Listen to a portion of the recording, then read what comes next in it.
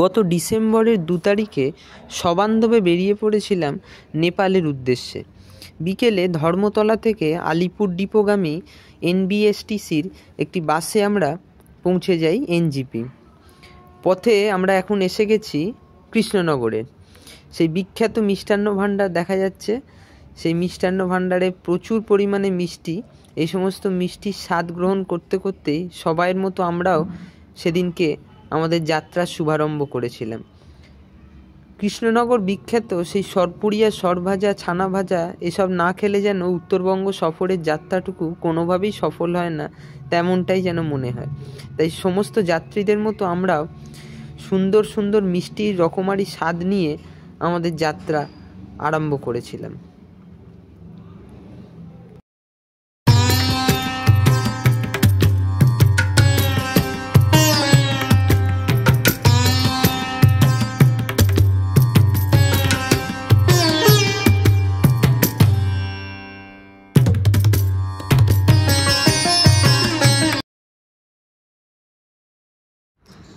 রকমারি মিষ্টির স্বাদ গ্রহণের পর এবার আমাদের বাস ছেড়ে দেওয়ার পালা।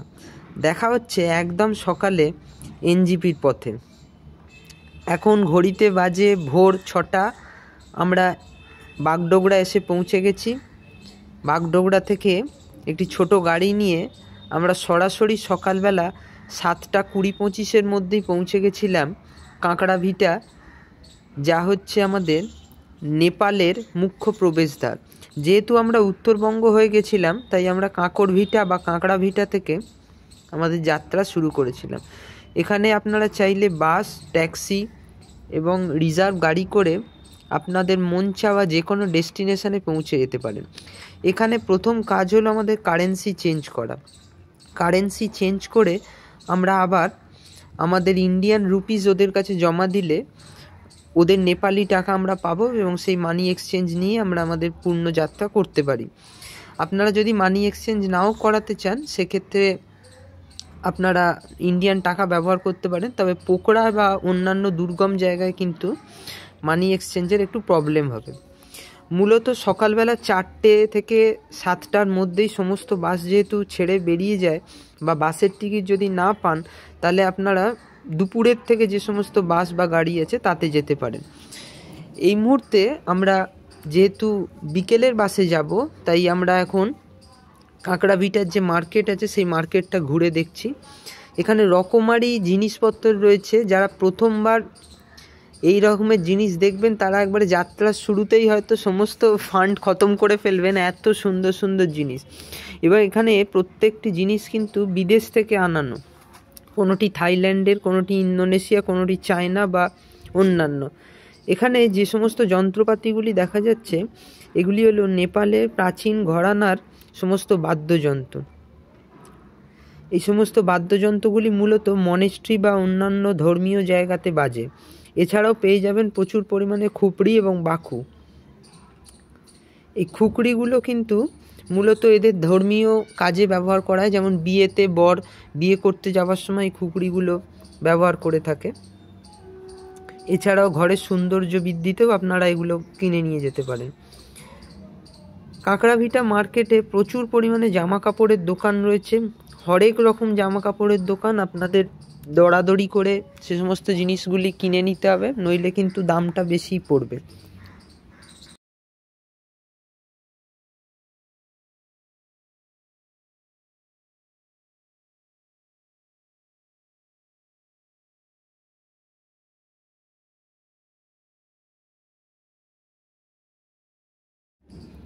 মার্কেট ঘুরে দেখতে দেখতে এখন দুপুর 2টো বাজে। আমাদের বাসের সময় হয়ে গেছে।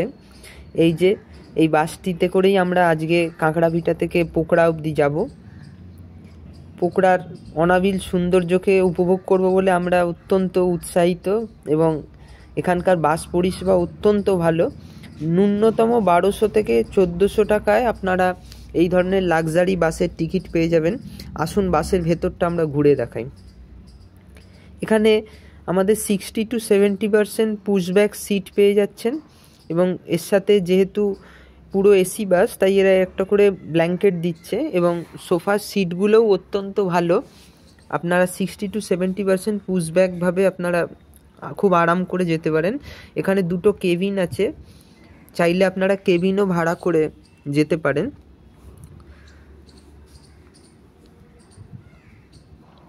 এছাড়াও বাসে আপনাদের দেবে একটি করে জলের বোতল। বাস ছেড়ে দেওয়ার প্রায় 6 থেকে 7 ঘন্টা হয়ে গেছে। এখন আমরা একটি ধাবায় এসে পৌঁছেছি।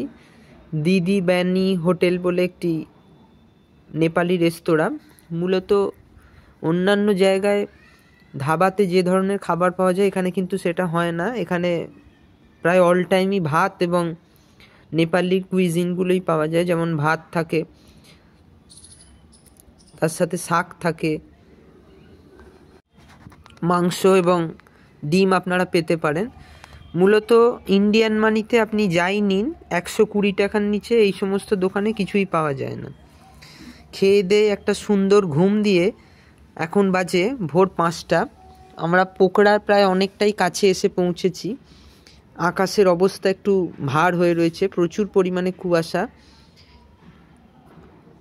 সকালের একটা চা ব্রেকের জন্য আমরা দাঁড়িয়েছিলাম এই ছোট্ট ধাবাটাতে। এখানে ধাবাগুলোর পরিবেশটাও এত সুন্দর, মনে হবে যেন কোনো হোমস্টেতে এসেছি। প্রত্যেকটি ধাবার সাথে অ্যাটাচ করে রুম এবং খাবারের ব্যবস্থা, বাথরুমের ব্যবস্থা, পার্কিংয়ের সুবিধে, চার্জিংয়ের সুবিধে, সমস্ত ধরনের ফেসিলিটি কিন্তু আপনারা এই সমস্ত ধাবাগুলোতে পেয়ে যাবেন। চাইলে যারা গাড়ি ড্রাইভ করে যান নেপালি মানুষরা, তারা রাত্রে কিন্তু এই সমস্ত ছোট ছোট ঘরগুলোতেও রাত্রিবাস করে নেন। সুন্দর একটি পরিবেশ। ভোর হচ্ছে, ইতিমধ্যে আমাদের গাড়ি আবার ছেড়ে এখন পৌঁছে গেছে পোখরা বাস স্ট্যান্ড থেকে বেশ কিছুটা দূরে ট্যাক্সি স্ট্যান্ডে। ওই দূরে সুন্দর তুষারাবৃত শৃঙ্গ দেখা যাচ্ছে। এটি মাউন্ট অন্নপূর্ণা, মাছাপুচে এবং ধওলাগিরি রেঞ্জ। এই রেঞ্জই কিন্তু আপনাদের নেপাল যাত্রার শুরু থেকে শেষ পর্যন্ত আপনাদের সাথে থাকবে। এখানে যে ট্যাক্সি স্ট্যান্ডটি দেখা যাচ্ছে, এখানে ভ্যারাইটিস জায়গায় যাওয়ার ট্যাক্সি আপনারা পেয়ে যাবেন। সাইট সিনের, এখান থেকে হোটেল, লেক ভিউ রোড যাওয়া এবং অন্যান্য। মূলত যেহেতু আজ আমরা মুক্তিনাথ যাচ্ছি, পোখরায় আমরা স্টে করছি না, মুক্তিনাথের পথে আমরা যাচ্ছি, তাই সকালে এখানে আমরা ট্যাক্সি বুক করে কিছু হালকা ফুলকা খেয়ে আমাদের যাত্রা শুরু করছি। এখানে অনেক দোকান আছে, চাইলে আপনারা যে কোনো ধরনের খাবার পেয়ে যাবেন, মোমো, চাউমিন এবং এই সমস্ত খাবারগুলি।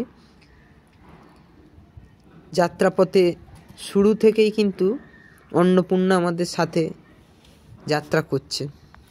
অপূর্ব সুন্দর সেই দৃশ্য দেখতে দেখতে আমরা এখন রয়েছি পোখরা শহরের মাঝখান দিয়ে। দুদিকে সুন্দর সুন্দর বাড়ি, ছোট ছোট হোমস্টে, হোটেল এবং সামনে অন্নপূর্ণাকে দেখতে দেখতে আমরা এগিয়ে যাচ্ছি আমাদের ডেস্টিনেশন মুক্তিনাথের দিকে।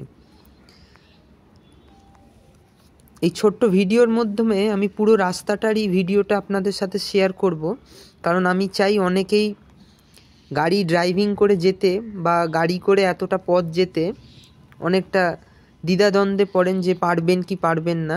তাই আমি চেষ্টা করছি পুরোটাই যেন ভিডিওর মধ্যে থাকে।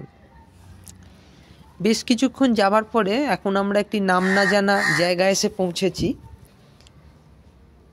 এখান থেকে আমরা গাড়িতে পেট্রোল নেব এবং যাত্রা করব।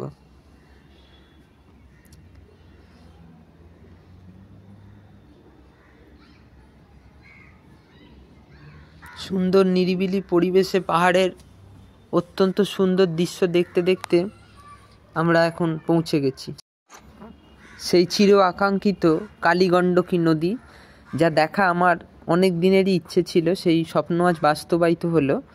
বাঁদিকে আমাদের সাথে কালীগণ্ডকী নদী এবং সেই নদীকে বাঁদিকে সাক্ষী রেখে আমরা এখন এসে পৌঁছেছি কালীপুর বাস টার্মিনালে বা কালীপুর গ্রামে। মূলত পোখরা থেকে মুক্তিনাথ বা জমসম যাবার পথে যে বড় এবং অন্তিম বাস টার্মিনালটি পড়ল সেটি হলো এই কালীপুর বাস টার্মিনাল। এখান থেকে আপনারা গ্রামীণ যে সমস্ত পাহাড়ি অঞ্চলে যাবেন বা ট্রেকিংয়ে যাবেন সেই সমস্ত জায়গার গাড়ি আপনারা পেয়ে যাবেন। তবে গাড়ি খুব সীমিত এবং সময় অনুবর্তিতায় চলে, ফলে সময়টা দেখে আপনাদের কাজ করতে হবে। যাত্রাপথে এখন আমাদের একটু খেয়ে দিয়ে নেওয়ার সময় এসে গেছে। আমরা একটু খাওয়া দাওয়া করব বলে দাঁড়িয়েছিলাম এই নেপালি দোকানটিতে। মূলত ম্যাগি, চাউমিন, মোমো ছাড়া এখানে কিছুই পাওয়া যায় না, বা এক কথায় বলতে খাবারের খুব কষ্ট। ফলে যারা খুব খাদ্যরসিক মানুষ তারা একটু বিষণ্ণ হবে, এটাই আমার মনে হচ্ছে। তবে কিছু করার নেই, এখানে যেমন পাহাড়ি জায়গাতে হয় সেরকমই মানিয়ে গুছিয়ে নিতে হবে এবং সেইভাবেই আপনাদের চলতে হবে। খাওয়া দাওয়া কমপ্লিট করে এখন আবার আমাদের গাড়ি ছেড়ে দিয়েছে। ঘড়িতে এখন প্রায় 1টা বাজে। আবার সেই সুন্দর পাহাড়ি দৃশ্য দেখতে দেখতে আমরা এগিয়ে যাচ্ছি। ওই সেই দূরের সুন্দর পর্বত শৃঙ্গ যেন বারবার আমাদের বলছে কখন কখন কখন কখন তোমাদের সাথে দেখা হবে। আমরাও ভাবছি হ্যাঁ আমরা এসে গেছি, এবার তোমাদের সাথেই দেখা হবে। সেই সুন্দর দৃশ্য দেখতে দেখতে আবার গাড়ি এসে পৌঁছলো একটি নাম না জানা জায়গায়। সেই নাম না জানা জায়গায় এসে এতটা যাত্রাপথের সমস্ত ক্লান্তি যেন এক নিমেষে ছুটে গেল। এক অপূর্ব সুন্দর পাহাড়ি ঝর্ণা, এই ঝর্ণা যেন সমস্ত ক্লান্তিকে আমাদের ধুয়ে মুছে সাফ করে দিল।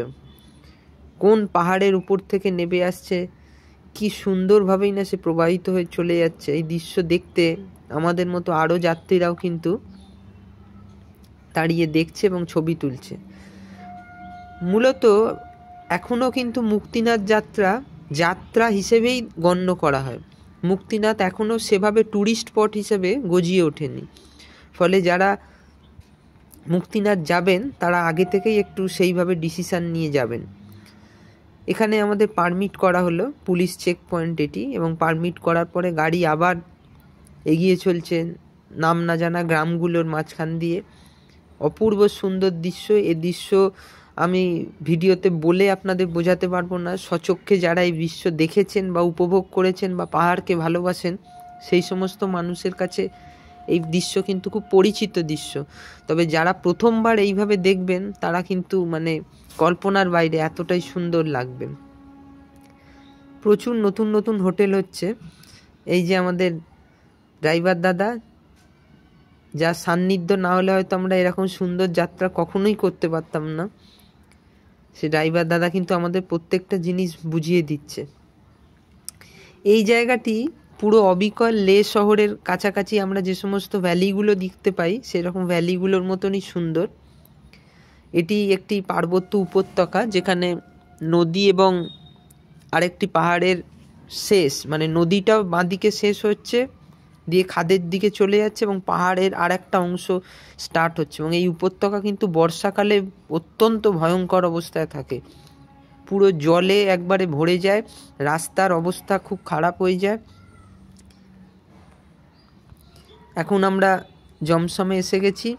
জমসমে এটি আমাদের রুমটির ভাড়া ইন্ডিয়ান মানিতে 3000 টাকা পড়েছে এবং এসে আমরা রেস্ট নিচ্ছি।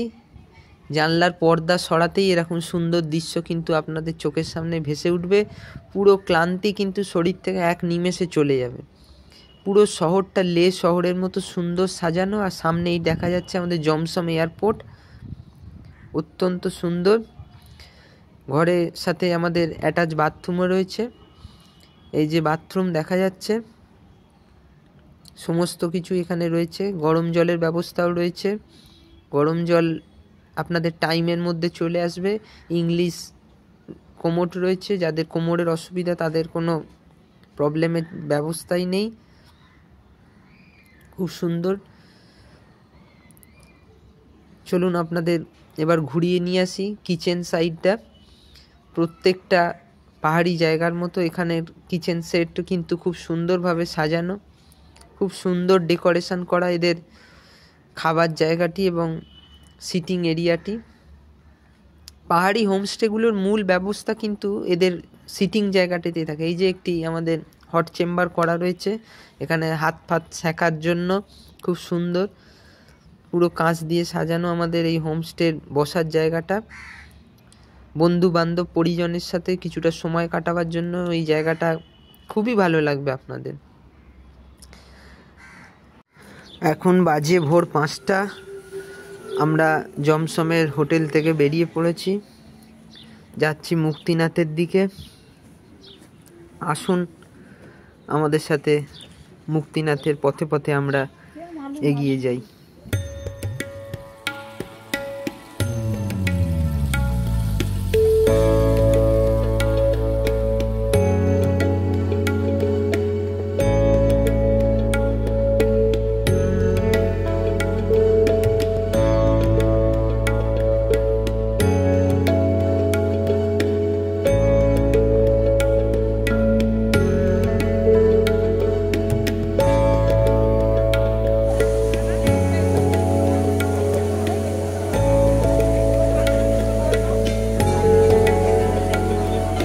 এই মুহূর্তে আমরা মুক্তিনাথ পৌঁছে গেছি এবং প্রচন্ড ঠান্ডা, এখানে প্রচুর ঠান্ডা। এই যে বাবার মন্দির, সেই দিব্য মন্দির যেখানে ভগবান বিষ্ণু ভূদেবী এবং শ্রীদেবীর সাথে প্রকট হয়েছিলেন। মোবাইলে ভেতরে ছবি তোলা নিষিদ্ধ, বিগ্রহ দেখানো যাচ্ছে না, তাও চেষ্টা করছি জুম করে যদি কিছু দেখানো যায় আপনাদের। দেখুন ভেতরে সেই দিব্য মন্দির, ভেতরে এই বিগ্রহই রয়েছে, দরজার ওপর যেটা রয়েছে শ্রী মুক্তিনাথ নারায়ণ। এই যে আমরা যাবো, আছে এখানে পুজোর জিনিসপত্র সব বিক্রি হচ্ছে। আমরা আগে আগে যাব, দেখবো কি হচ্ছে। আগে এখানে সবাই স্নান করছে। দেখুন মুক্তিনাথের মেন বিষয় যেটা, সেটা হচ্ছে এই 108 জলকুণ্ডের ধারা। এই 108 জলকুণ্ডের ধারাই কিন্তু মুক্তিনাথের মেন আকর্ষণ। প্রত্যেকটি ধারাতে জল পড়ছে এবং এই ধারা থেকে আমরা স্নান করে এইভাবে রিং সার্কেলের মতো আগের দিকে এগিয়ে যাব। দেখুন এইভাবে সার্কেলটাকে কমপ্লিট করতে হয়। এই দেখুন সকলে বাড়ির জন্য, আমার বাবা জল নিচ্ছে। বাবা কি করছো? জল নেওয়া হচ্ছে, বাড়ির জন্য নিয়ে যাওয়া হচ্ছে, কারণ সবাই তো আসতে পারিনি। দেখুন প্রচণ্ড ঠান্ডা জল, দেখুন স্নান করছে। এই দেখুন 108 জলকুণ্ডে স্নান করে এনারা যাচ্ছেন। এখানে পুরো বরফ, সম্পূর্ণ বরফ, গ্লেসিয়ারের জল। প্রচণ্ড সাবধানতার সাথে না করলে কিন্তু সমস্যা হয়ে যাবে। এই দেখুন এইটি আরেকটি গেট, এইখান দিয়ে বেরোবার পথ। আমরা বাইরে দিয়ে দেখানো যাচ্ছে যতটা সম্ভব আমি দেখাচ্ছি। এই যে এখানে পূজারীজি বসে আছেন এবং ভেতরেও পূজারীজি রয়েছেন। এই যে মন্দিরের মধ্যে এখানে আমরা পুজোর প্রদীপ ধূপ সব জ্বালিয়ে দেবো। এই যেখানে নারকল ফাটাচ্ছে, এই দেখুন নারকল ফাটিয়ে দেওয়া হলো। এই যে মন্দির, এই যে সকলে স্নান করে যাচ্ছে। এই দেখুন সকলে স্নান করে যাচ্ছে।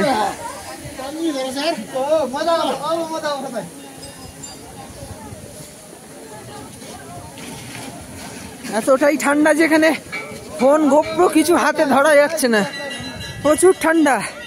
ওই 108 রিংয়ে স্নান করার পর এখানে এই পাপমোচনী কুণ্ডে কিন্তু স্নান করতে হবে। এখানে আমরা সমস্ত পাপ আমাদের ধুয়ে যাবে। দেখুন প্রচণ্ড ঠান্ডা জল, এই জলে স্নান করে এখানে কিন্তু উঠতে হবে।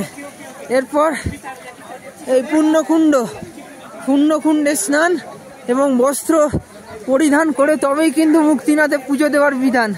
দেখুন সকলে তাই করছে। দেখুন প্রচণ্ড ঠান্ডা, প্রচণ্ড ঠান্ডা।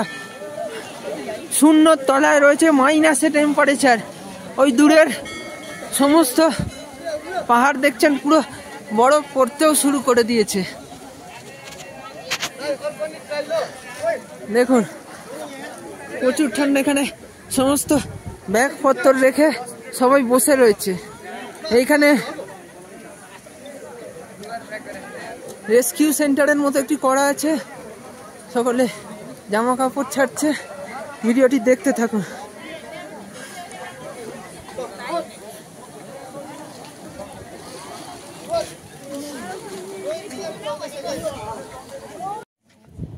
মুক্তিনাথ দর্শন করে পুজো দিয়ে ফিরে আসার পথে এরকম ছোট ছোট অসংখ্য নেপালি এবং ভুটিয়া জনসমাজের যে সমস্ত আধ্যাত্মিক এবং দৈবিক শিলা সামগ্রী এবং রত্নমালা, হাড় ইত্যাদি বিক্রি হচ্ছে, যেগুলি হলো শালগ্রাম শিলা বা গোপাল শিলা। বিভিন্ন ধরনের শালগ্রাম শিলা আমাদের হিন্দুদের মধ্যে পূজিত হয়ে থাকে, তার মধ্যে এগুলি অন্যতম। এই শালগ্রাম শিলাই কিন্তু আমাদের উত্তরাখণ্ডের বদ্রীনারায়ণে পূজিত হন, ঠিক একইভাবে মুক্তিনাথ মন্দিরও পূজা পায়। বিভিন্ন ধরনের ঘর সাজাবার জিনিস থেকে আরম্ভ করে অন্যান্য জিনিসও এখানে পাওয়া যাচ্ছে, খুপড়ি, রুদ্রাক্ষ, শালগ্রাম শিলা ইত্যাদি। এগুলি আপনারা ঘরে কিনে নিয়ে যেতে পারেন এবং ঘর সাজাবার বিভিন্ন জিনিস রয়েছে। আশা করি ভিডিওটি আপনাদের খুব ভালো লেগেছে। অবশ্যই চ্যানেলটিকে লাইক, শেয়ার এবং সাবস্ক্রাইব